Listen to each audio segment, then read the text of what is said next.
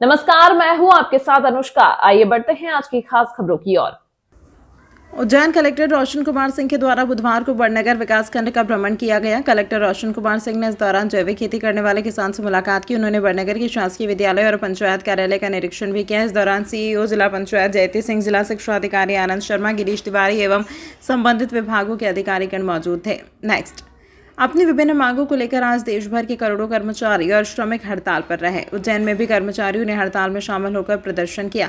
देश की 10 बड़ी ट्रेड यूनियनों ने आज सरकार द्वारा लाए जा रहे श्रम कानून, सार्वजनिक उपक्रमों का निजीकरण और पुरानी पेंशन योजना लागू करने सहित अन्य मांगों को लेकर एक दिन की देशव्यापी हड़ताल का आह्वान किया, जिसके चलते देश भर में 25 करोड़ कर्मचारी और असंगठित क्षेत्र के श्रमिक हड़ताल पर रहे। हड़ताल का असर उज्जैन में भी देखने को मिला। यहाँ भी विभिन्न विभागों के कर्मचारियों और श्रमिकों ने देवास गेट स्थित बीएसएनएल कार्यालय पर एकत्रित होकर अपनी मांगों को लेकर नारेबाजी करते हुए विरोध प्रदर्शन किया, जिसमें बड़ी संख्या में कर्मचारी शामिल हुए। नाराज कर्मचारियों का कहना था कि सरकार हमारे अधिकारों को कुचलना चाहती है, जिसे बर्दाश्त नहीं किया जाएगा।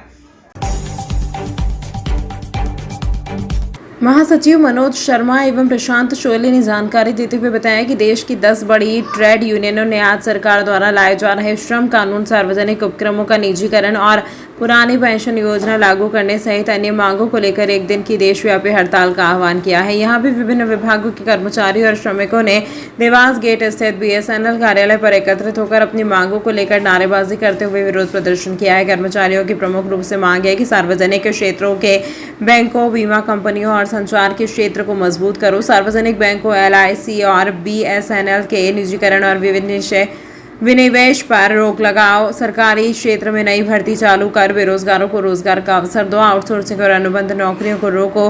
मार्केट आधारित नई पेंशन प्रणाली को खत्म कर पुरानी पेंशन योजना लागू करो। मजदूर विरोधी व कॉर्पोरेट परस्त श्रम संहिता को लागू न करें और सभी मांगों की ओर ध्यान देकर जल्दी निराकरण करें। केंद्रीय श्रमिक संगठनों के आह्वान पर हम इस देश भर के श्रमिक, मजदूर, किसान और तमाम 25 करोड़ लोग जो है आज हड़ताल पर गए हुए हैं और वो अपने तमाम मुद्दों को लेकर, अपनी मांगों को लेकर इस हड़ताल पर गए हुए हैं। जहाँ तक हमारा इशू है तो हम ये चाहते हैं कि आप बीमा क्षेत्र के अंदर जो एफडीआई की लिमिट है उसको 100% करना चाहते हैं।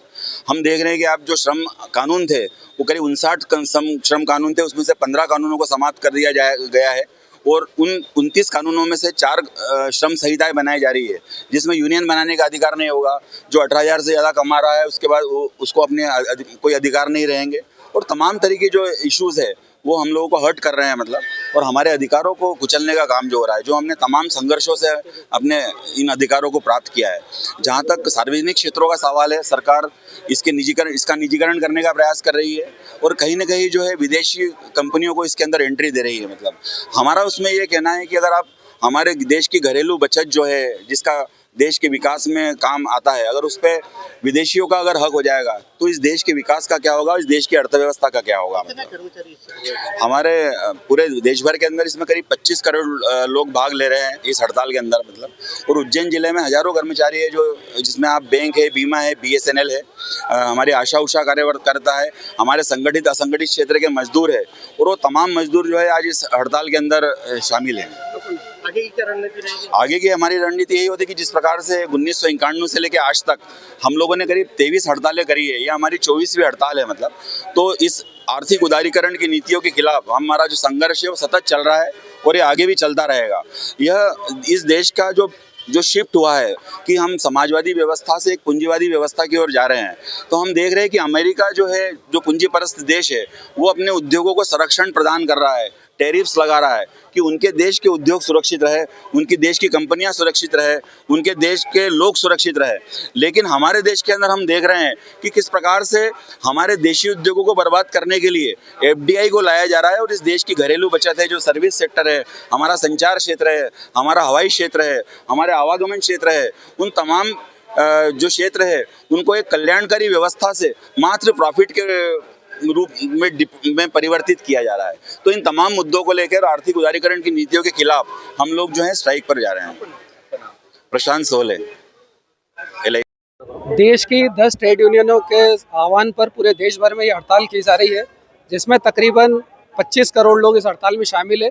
हड़ताल के हमारे जो प्रमुख मुद्दे हैं उसमें सबसे पहला ये है कि जो सरकार श्रम कानूनों में संशोधन लेकर आ रही है, जिसमें कि संगठित क्षेत्र के कर्मचारी हो चाहे असंगठित क्षेत्र के हो, उनके कार्य के घंटों को 8 घंटे से बढ़ाकर 12 घंटे तक किया जाना है, उसका हम विरोध करते हैं। जिस तरीके से ट्रेड यूनियनों का पंजीयन भी इसके अंदर बड़ा कठिन कर दिया जाएगा, उन सभी मुद्दों को लेकर हम इसमें हड़ताल में शामिल है। इसमें बेरोजगारी का भी एक हमारा प्रमुख मुद्दा है, चाहे महंगाई पर जो जिस तरीके की बेतहाशा महंगाई इस देश में है उस पर भी सरकार को रोक लगाना है, बेरोजगारों को काम देना है, और अगर श्रमिक कानूनों में संशोधन होंगे तो एक बड़ा हिस्सा देश का बेरोजगार हो जाएगा। इन तमाम मुद्दों को लेकर जो देश के किसानों से हैं, कर्मचारियों से संबंधित मुद्दे हैं, रोजगार से संबंधित मुद्दे हैं, किसानों के मुद्दे, कर्मचारियों के मुद्दे, उन तमाम मुद्दों को लेकर आज हम लोग स्ट्राइक करेंगे। कितनी संस्था इसमें शामिल है? इसमें 10 ट्रेड यूनियनें देश भर की शामिल है, 11 में से 10 ट्रेड यूनियनें इसमें शामिल है। अगर हम उज्जैन की बात करें तो इसमें BSNL के कर्मचारी, पोस्टल के कर्मचारी, बैंक के कर्मचारी, LIC के कर्मचारी, MR एसोसिएशन हमारी जो मेडिकल रिप्रेजेंटेटिव है, उन सहित सभी असंगठित क्षेत्रों के कर्मचारी इसके अंदर शामिल है। मांग नहीं मानेगी तो आगे क्या कदम है? आगे जो भी हमारा केंद्रीय नेतृत्व उसमें फैसला लेगा, क्योंकि ये 10 ट्रेड यूनियनों का फैसला है, जो भी आगे उनका निर्णय होगा उसका हम अक्षरशः स्थानीय उज्जैन में पालन करेंगे। मनोज शर्मा, महासचिव उज्जैन संयुक्त ट्रेड यूनियन। जमीन खरीदने के बाद किसानों के साथ धोखाधड़ी का मामला, किसानों को नहीं दिए रुपए, किसानों ने लगाया आरोप। जिले के उन्हेल तहसील के ग्राम रूपाखेड़ी के किसानों ने उज्जैन के संतोष कोठारी पर आरोप लगाते हुए बताया कि संतोष कोठारी द्वारा उनकी जमीन खरीदी गई है।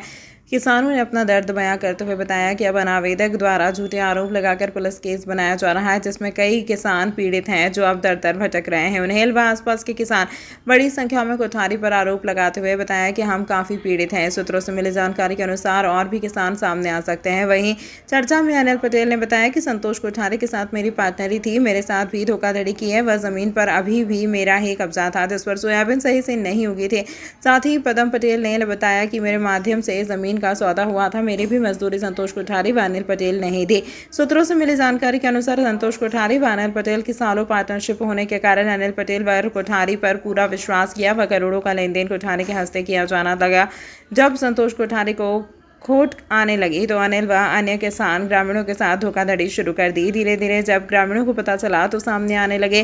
पूरे मामले की प्रशासन द्वारा जांच की जाए तो बड़े जालसाजों का खुलासा हो सकता है। मामले में संतोष कोठारी से संपर्क करना चाहा तो संपर्क न हो पाया। हम हमारे चैनल के माध्यम से यह सलाह देना चाहते हैं कि ऐसे दलालों से सावधान रहें। भैया, एक आरोप आप पे लगा है कि आपने जमीन पर कब्जा लिया, और क्या पूरा मैटर आपकी पार्टनरशिप है? कोठारी और मेरी पार्टनरशिप है, शुरू से ही चल रही है। कम से कम 2-3 साल हो गए। 60 से 65 रजिस्ट्री हमने करवाई है और सभी उसी के नाम से होती थी और वही बेचता था।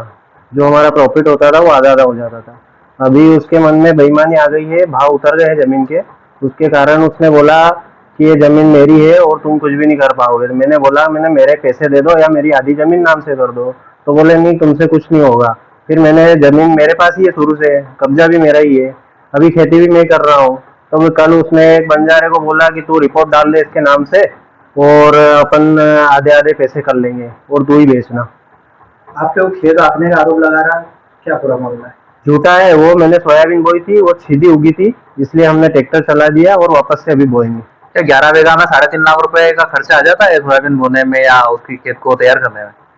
3.5 लाख रुपए का अगर हो जाता था तो फिर सोयाबीन में अगर इतने पैसे मिल जाएंगे तो गेहूं में कितने मिलेंगे? झूठ बोल रहा है वो। 3.5 लाख का कोई खर्चा होता है क्या 11 बीघा में? भैया, सुनने में आया कि और भी किसानों की इसने जमीन ले रखी और उनका पैसा नहीं दिया।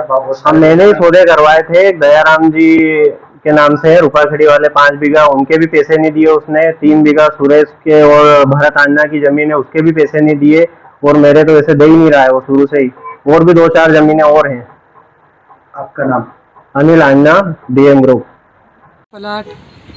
प्लाट लिया रूपाखेड़ी पे, तो हमको कोठारी आन बालू हमको कब्जा नहीं देने चाहता है। हाँ, हमारे कब्जा के लिए हमने सब काम दे दिया, हमने पैसा कौड़ी हमारे नामे करवा ली और हमारे हक नहीं दे रहा है वो। क्या नाम आपका? सुहा भाई। बताएं, आपने कहाँ पे प्लाट लिया था, किसने कब्जा कर रखा है? बालू कोठारी दोनों। कहाँ पे प्लाट लिया था? कितना प्लाट है आपका?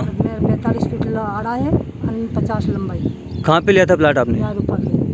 रोड पे। कितने में आपने पैसे दिए थे उसको?